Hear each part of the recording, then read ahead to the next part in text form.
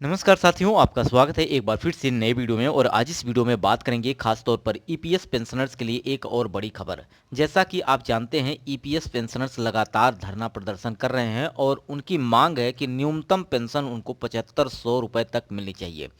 तो यहाँ पर मनसुख मंडाविया जी के द्वारा क्या कहा जाता है, ये भी हम बात करेंगे। और जो धरने प्रदर्शन किए जा रहे हैं लगातार, आप देख रहे हैं, जो ईपीएस पेंशनर्स हैं जो प्राइवेट सेक्टर में काम करते हैं और ईपीएफओ के माध्यम से उन्हें ईपीएस पेंशन उपलब्ध कराया जाता है। तो ईपीएस 1995 के तहत जो आपको पेंशन जो सेट की गई है न्यूनतम 1000 रुपये, अब उसको लेकर मांग की जा रही है। तो यहाँ पर हम बात करेंगे, जो रुकी हुई पेंशन आपको मिलेगी, साथ ही साथ ईपीएस पेंशनर्स जो लगातार धरने पे बैठे हुए हैं, ऐसे में क्या प्रस्ताव रखे गए हैं, पूरा डिटेल में आज हम इस वीडियो में जानेंगे। वीडियो के अंत तक बने रहिएगा। चैनल पर पहली बार विजिट कर रहे हैं, चैनल को सब्सक्राइब कर लीजिएगा। इसके अलावा आपके मन में कोई प्रश्न है तो कमेंट जरूर करिएगा। देखिए फ्रेंड्स, हम बात करें श्रम मंत्रालय की नवीनतम वार्षिक रिपोर्ट के प्राप्त आंकड़ों से पता ये चलता है कि यहाँ पे कर्मचारी पेंशन योजना यानी ईपीएस के तहत आपको न्यूनतम पेंशन जो दी जाती है वो 1000 रुपये दी जाती है। यहाँ पर सरकारी सहायता प्राप्त करने वाले पेंशन भोगियों को वित्तीय वर्ष 2024 में लगातार तीसरे वर्ष बढ़ने वाली है। लेकिन यहाँ पर विशेषज्ञों का मानना है कि लाभार्थियों की संख्या में इस वृद्धि का कारण श्रमिकों के वेतन में स्थिरता एवं उच्च मुद्रास्फीति है। जैसा कि आप जानते हैं, लगातार आपकी जो पेंशन है वो शेयर का मार्केट में लगाई जाती है। ऐसे में आपको यहाँ पर जो सरकार तरफ से सेट ईपीएस 1995 के तहत आपको पेंशन जो दी जाती है, न्यूनतम पेंशन शुरुआत आपकी 1000 रुपये से ही हो जाती है। ऐसे में मैं बात करूंगा यहाँ पर एक डाटा की, जो मैं आपको यहाँ पे दिखाने वाला हूँ। तो देखिए फ्रेंड्स, अगर बात करें, सरकार तरफ से आए दिन बहुत सारे नियम लगाए जाते हैं, लेकिन यहाँ पे बात करें सितंबर 2014 में सरकार ने सरकारी कर्मचारी भविष्य निधि यानी ईपीएफओ के तहत न्यूनतम पेंशन के कार्यान्वयन के लिए यहाँ पे श्रमिक संघों के लंबे समय से प्रशिक्षित मांग को यहाँ पे प्रभावी बनाया। इस तरह सदस्यों प्रकार के सदस्यों के लिए न्यूनतम 1000 रुपये प्रतिमाह। अनाथ पेंशन भोगियों की बात की जाए, जैसे कि एक व्यक्ति है, अब ईपीएफओ के माध्यम से उसको पेंशन यानी ईपीएस के अंतर्गत दिया जाता है और न्यूनतम पेंशन जो सेट की गई वो 1000 रुपये। अगर उस व्यक्ति की मृत्यु हो जाती है तो उसके परिवार के लिए यानी अनाथ पेंशन की बात की जाए तो 750 रुपये प्रति माह, और बच्चों के पेंशन भोगियों के लिए यहाँ पे 250 रुपये प्रति माह। आज के समय में अगर बात की जाए तो इस महंगाई के दौर में 1000 रुपये या मैं बात करूँ 750 की या 250 रुपये प्रति माह, यह वैल्यू कुछ भी नहीं है। क्योंकि यहाँ पर जिस तरह से खाद्य सामग्री, चाहे आपका सब्जी हो, राशन हो, आटा हो, चावल हो, ऐसे में जिस तरह से यहाँ पे महंगाई बढ़ रही है, इस धनराशि से इन श्रमिकों का या इन ईपीएस पेंशनर्स का कुछ भी नहीं होने वाला है। हालांकि यहाँ पर जो पेंशन की मांग की गई थी वो मांग की गई थी, आप यहाँ पे देख सकते हैं। पिछले हफ्ते की अगर मैं बात करूँ तो Chennai EPF pensioners welfare association ने केंद्रीय श्रम मंत्री मनसुख मंडाविया को पत्र लिखकर ईपीएस के तहत पेंशन भोगियों के लिए न्यूनतम मासिक पेंशन को बढ़ाकर 9000 रुपये करने की वकालत की थी। साथ ही साथ महंगाई भत्ता देने की भी मांग की थी।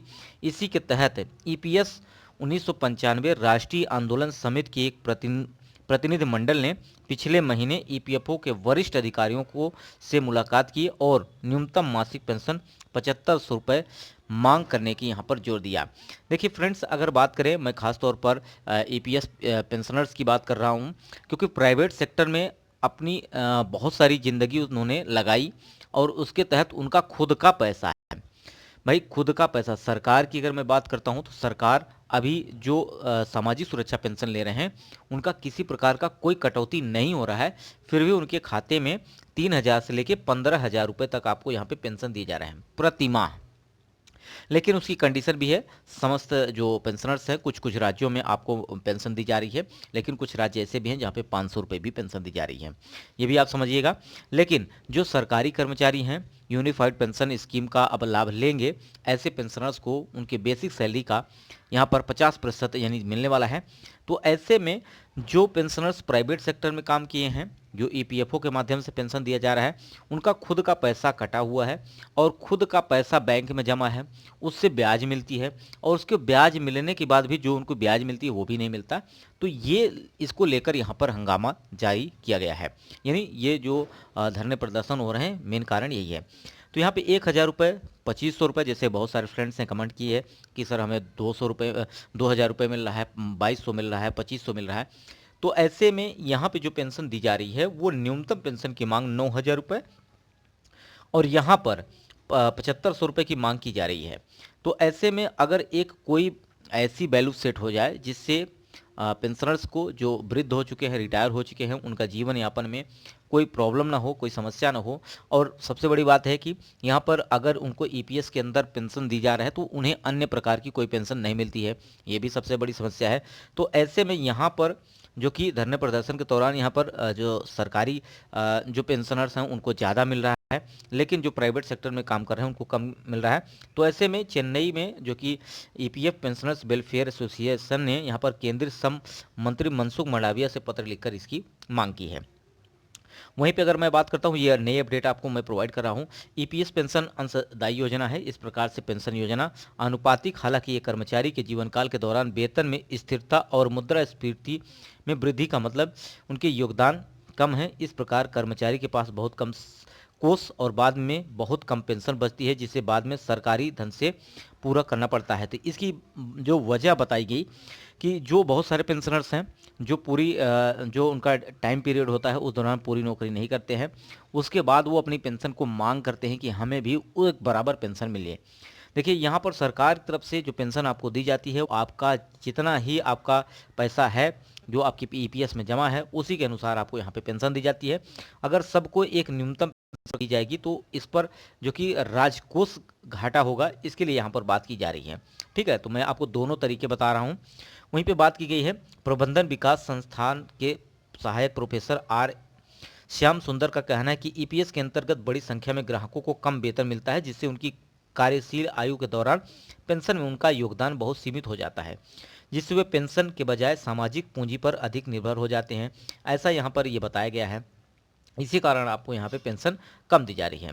तो मैं आपको बता दूं, यहाँ पे सरकार की तरफ से जो लाभ आपको उपलब्ध कराए जा रहे हैं वो ईपीएस के अंतर्गत पेंशनर्स को, यहाँ पे बात की गई है अंशदाताओं को अंशदान कम हो गया है, जिसके कारण पेंशन में आपको 1,000 रुपये प्राप्त करने के लिए भी सरकार का अंशदान देना आवश्यक हो गया है। ऐसे में पेंशनर्स के लिए सरकार की तरफ से जो बदलाव किए जा रहे हैं वो साथ ही साथ पेंशनर्स की देखते हुए सरकार की तरफ से यहाँ पे पेंशन में बढ़ोतरी की जो मांग की जा रही है, इस पर उन्होंने पूरी चर्चा के बारे में बात की। देखिए, सरकारी पेंशनर सहायता की अगर बात करते हैं, पेंशन भोगियों को वित्त वर्ष 2024 में 2.05 मिलियन से वित्त वर्ष 2024 में लगभग 4% बढ़ाकर 2.13 मिलियन हो गई है।